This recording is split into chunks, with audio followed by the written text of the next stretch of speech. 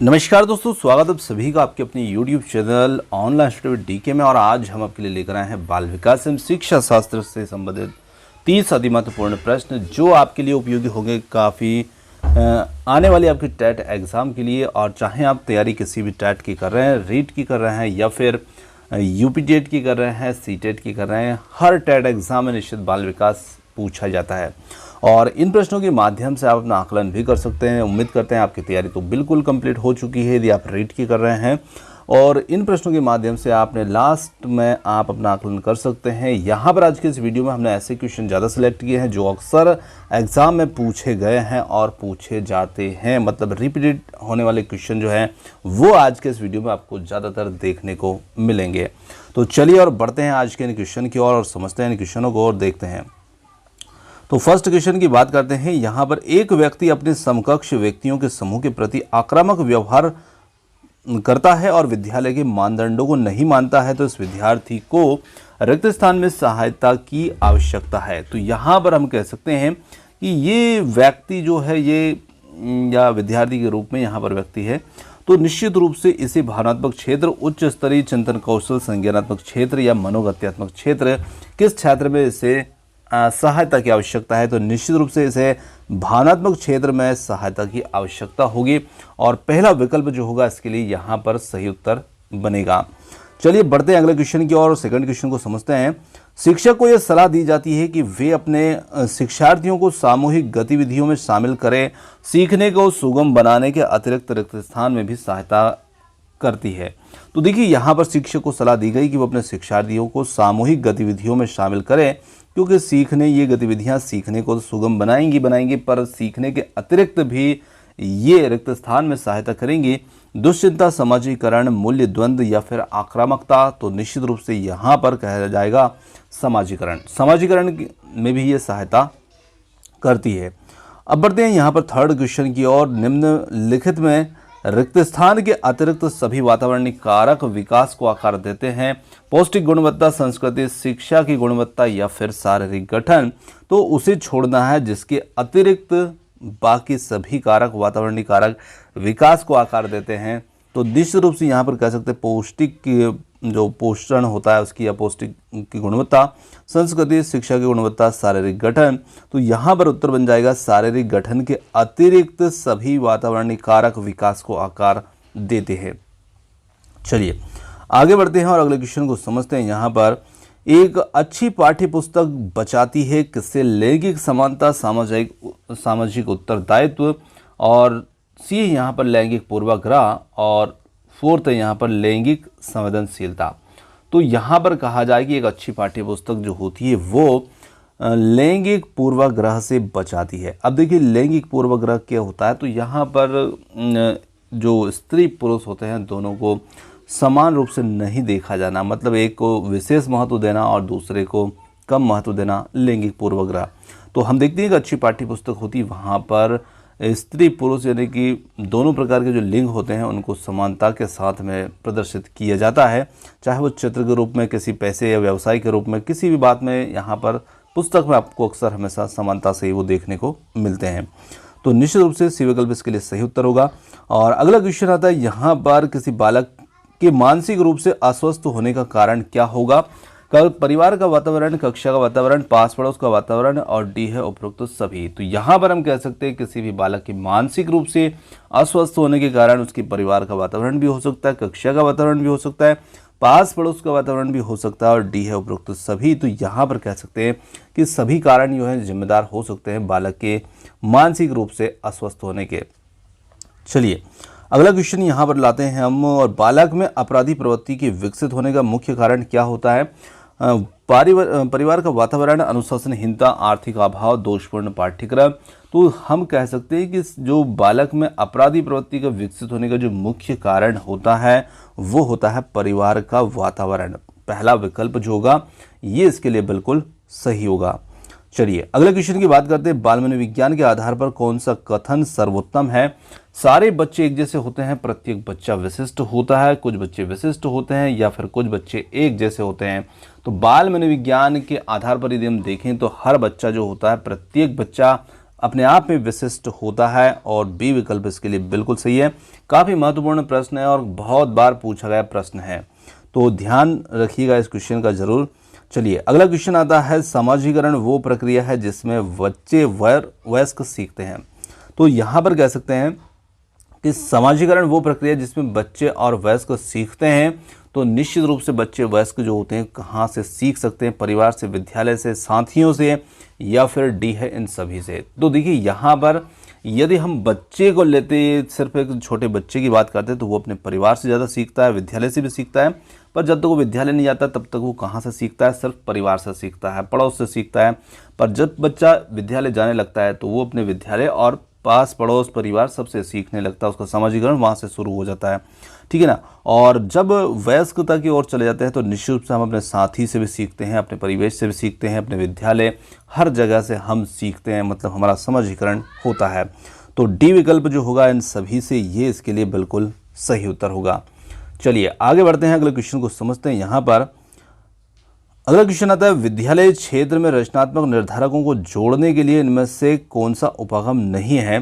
तो देखिए विद्यालय क्षेत्र में रचनात्मक निर्धारकों को जानने के लिए इनमें से जो कौन सा उपागम नहीं होगा, तो हमें यहाँ पर रचनात्मक निर्धारकों को जानना है, मतलब उसके रचनात्मक क्षेत्र का मूल्यांकन करना है, उसको बच्चे विद्यार्थी के बारे में हम जानना चाहते हैं, उसकी रचनात्मक क्षमता के बारे में। तो यहाँ पर वार्तालाप कौशल, बहुविकल्पी प्रश्न, परियोजना कार्य, डी है मौखिक प्रश्न। तो हम कह सकते हैं कि बहुविकल्पी प्रश्न जो होंगे ये यहाँ पर रचनात्मक निर्धारकों को जानने के लिए आवश्यक नहीं होंगे, और बी विकल्प जो होगा इसके लिए बिल्कुल सही होगा।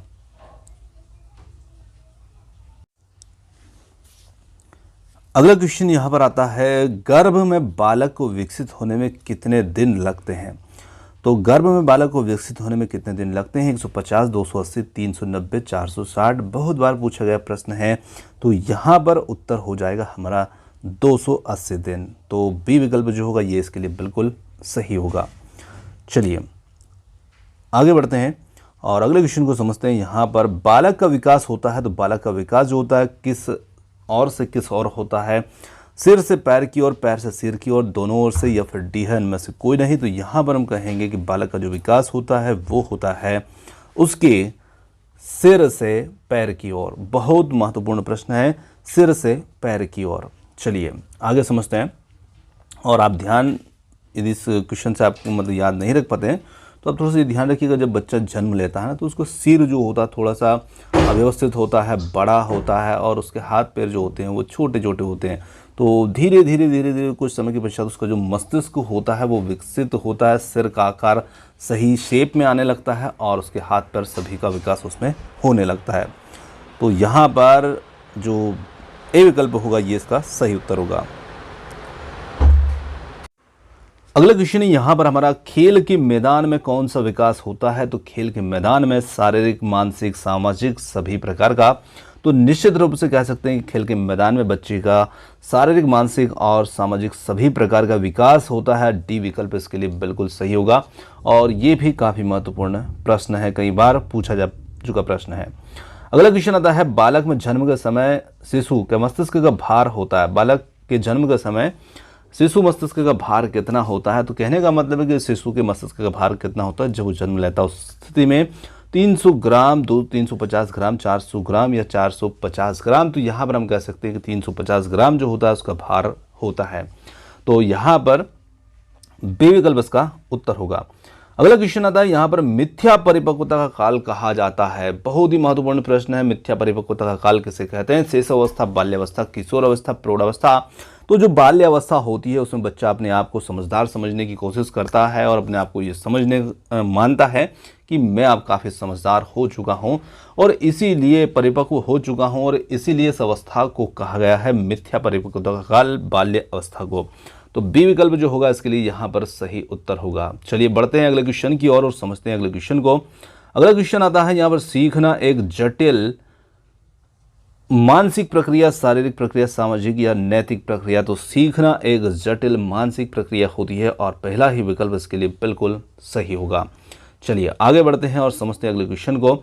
अगला क्वेश्चन है विकास प्रारंभ होता है, बहुत बार पूछा गया प्रश्न है, कहाँ से होता है? गर्भावस्था, शिशुअवस्था, किशोर अवस्था, बाल्यावस्था। सिंपल सा क्वेश्चन है।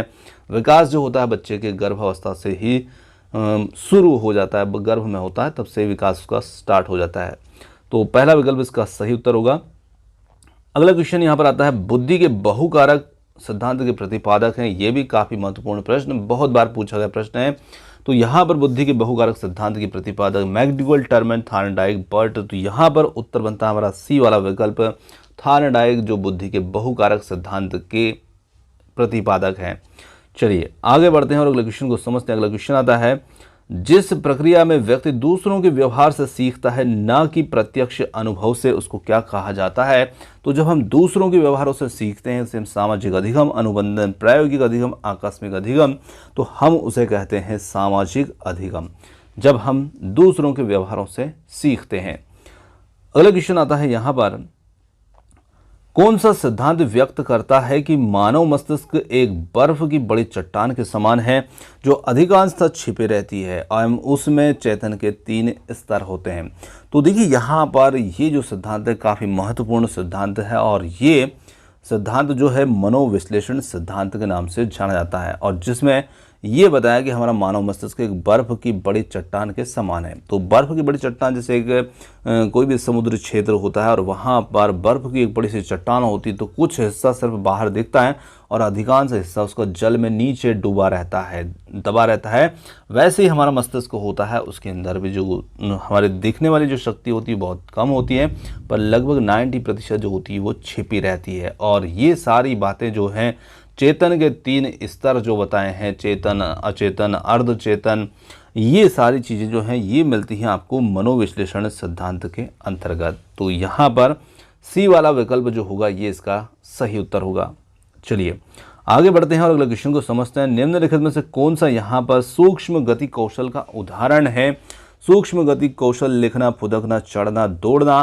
तो देखिए सूक्ष्म गति कौशल क्या होते हैं? ऐसे कौशल है जिनमें आपकी जो छोटी मांसपेशियां होती हैं वो जब एक्टिव होती है, सक्रिय होती है और उनको कार्य करना पड़ता है, वो गति कौशल आपका सूक्ष्म गति कौशल में आता है। जैसे आप लिखते हैं तो आपकी जो हाथ उंगलियों की मांसपेशियां होती हैं उनको कार्य करना पड़ता है, ये एक सूक्ष्म गति कौशल है।